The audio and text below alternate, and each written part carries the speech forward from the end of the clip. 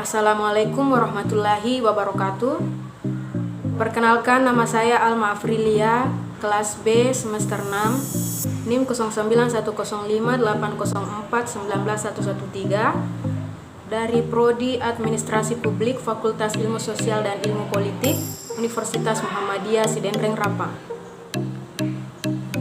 Pada kesempatan kali ini saya akan memaparkan atau menjelaskan materi mata kuliah perbandingan administrasi negara. Baik, pada materi 1 menjelaskan bahwa 1. Pengertian dasar administrasi publik. Secara logis, administrasi berasal dari bahasa Latin ad dan ministrer, yang berarti membantu, melayani, atau memenuhi, serta administration yang berarti pemberian bantuan, pemeliharaan, dan pengelolaan. Administrasi publik ialah ilmu sosial yang mengkaji sistem ketatanegaraan suatu negara dan segala sesuatu yang berhubungan dengan publik, yang mencakup organisasi publik, kebijakan publik, manajemen publik, dan pelayanan publik. 2. Pengertian administrasi publik.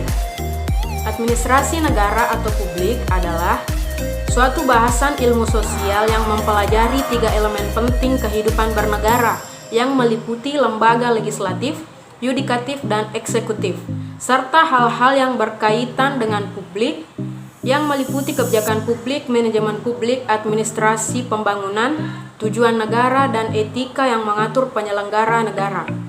Secara tata bahasa, administrasi publik diartikan dari 2 kata, yaitu administrasi dan publik.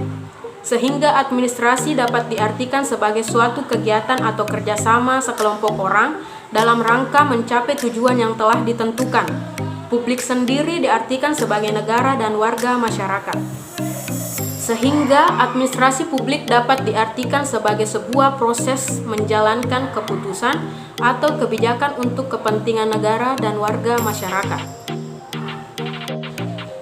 Ketiga, pendekatan administrasi publik. Ada beberapa pakar atau para ahli yang mengemukakan beberapa pendekatan administrasi publik. Yang pertama yaitu Maurice Pierce mengemukakan ada 3 pendekatan, yaitu 1. Pendekatan matematik, 2. Pendekatan sumber daya manusia, dan ketiga pendekatan sumber daya umum. Kedua yaitu Thomas J. Davie. Ada 4 pendekatan yang dikemukakan, yaitu pertama pendekatan manajerial, kedua pendekatan psikologis, ketiga pendekatan politis, dan keempat pendekatan sosiologis. Ketiga yaitu Prestus.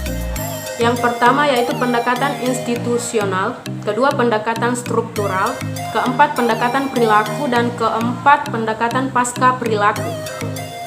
Keempat yaitu C.L. Sharma mengemukakan ada 6 pendekatan, yaitu pertama pendekatan proses administrasi, kedua pendekatan empiris, ketiga pendekatan perilaku manusia, keempat pendekatan sistem sosial, kelima pendekatan matematik, dan keenam pendekatan pembuatan keputusan.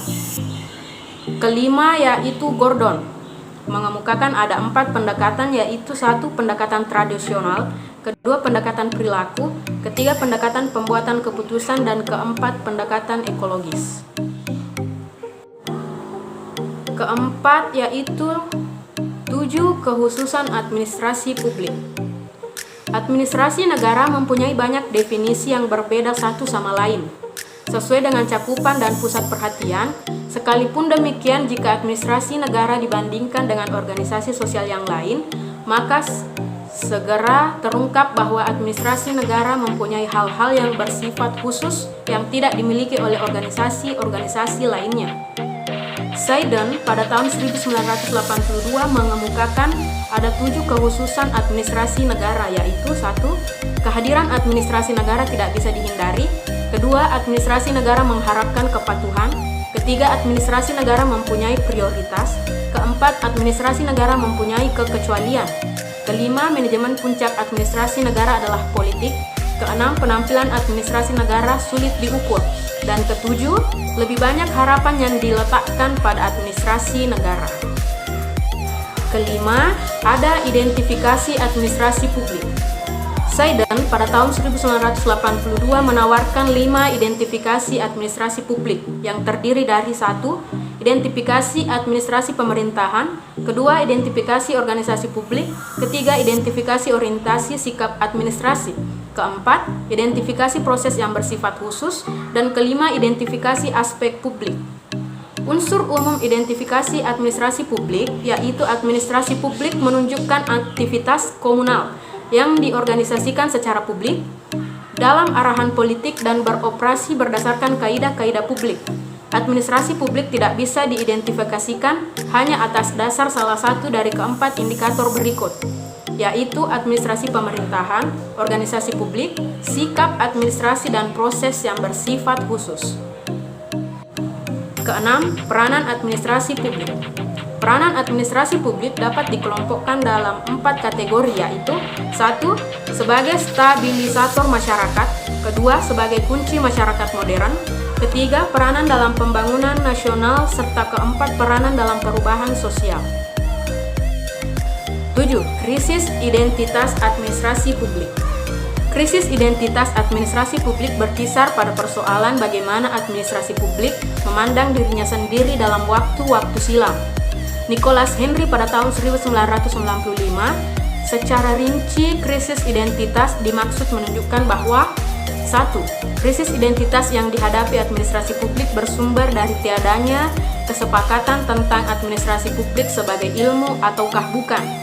2. Sesuatu pengetahuan dapat dipandang sebagai ilmu apabila memenuhi 2 ukuran, yaitu mempunyai paradigma teoritas dan mempunyai teori inti. Itulah tadi pemaparan materi dari saya pada materi pertama mata kuliah perbandingan administrasi negara. Sekian dan terima kasih atas perhatiannya. Assalamualaikum warahmatullahi wabarakatuh.